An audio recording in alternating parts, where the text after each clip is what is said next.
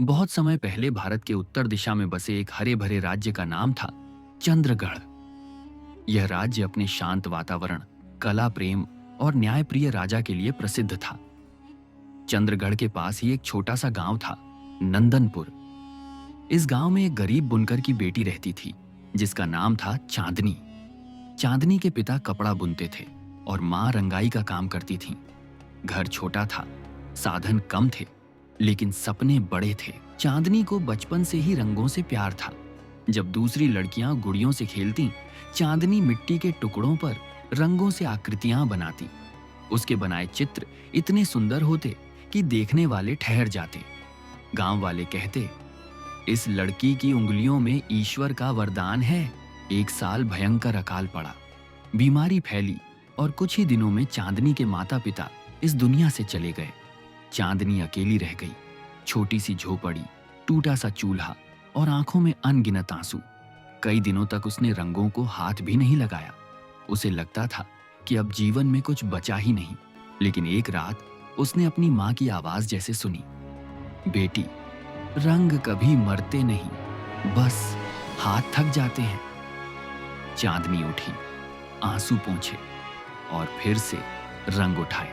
अब वह कपड़े पर नहीं, बल्कि चित्रों में कहानियां बनाने लगी। हर चित्र में दर्द भी था, उम्मीद भी। धीरे धीरे उसकी कला दूर दूर तक प्रसिद्ध होने लगी।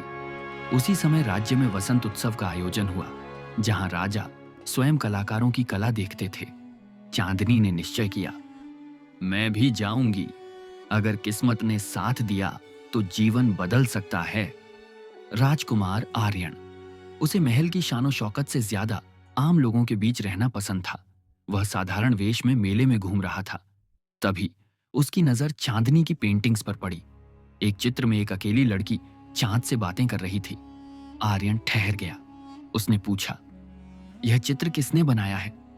चांदनी बोली, मैंने। आर्यन मुस्कुराया, तुम चित्र नहीं बनाती, तुम भावनाएं बनाती हो। यहीं से दोनों की दोस्ती शुरू हुई। आर्यन रोज मेले के बाद चांदनी से मिलने आने लगा। धीरे धीरे दोस्ती प्यार में बदल गई। एक दिन आर्यन बोला, चांदनी, मैं तुमसे विवाह करना चाहता हूं। चांदनी डर गई। मैं एक गरीब लड़की हूं और तुम राजकुमार। पर आर्यन बोला, दिल राजसी होता है, जन्म नहीं। जब यह बात रानी तक पहुंची, वह क्रोधित हो गई। उन्होंने अपने मंत्री दुर्गपाल को बुलाया। दुर्गपाल चालाक और निर्दयी था। रानी बोली, इस लड़की को राजकुमार से दूर करो। दुर्गपाल ने अफवाह फैलाई, चांदनी काले जादू से राजकुमार को वश में कर रही है। गांव वाले भड़क उठे। रानी ने चांदनी को बुलाया और कहा, अगर तुम योग्य हो तो एक ऐसा चित्र बनाओ जो दुखी दिल को खुशी दे सके। सिर्फ 7 दिन का समय। चांदनी ने दिन रात मेहनत की, लेकिन हर बार उसे लगा कि चित्र अधूरा है। छठी रात उसे सपना आया। एक वृद्ध साधु बोले, सच्चे दिल से बनाया गया चित्र कभी असफल नहीं होता। 7वें दिन चांदनी ने एक चित्र बनाया। उसमें एक राजा और एक गरीब लड़की साथ खड़े थे और पीछे पूरा राज्य खुशहाल था। जब रानी ने चित्र देखा तो उनकी आंखों से आंसू बह निकले। उन्हें अपना बीता हुआ प्रेम याद आ गया। उसी समय राजकुमार आर्यन ने दुर्गपाल की साजिश का पर्दाफाश कर दिया। दुर्गपाल को राज्य से निकाल दिया गया। रानी ने चांदनी से कहा, आज से तुम मेरी बेटी हो।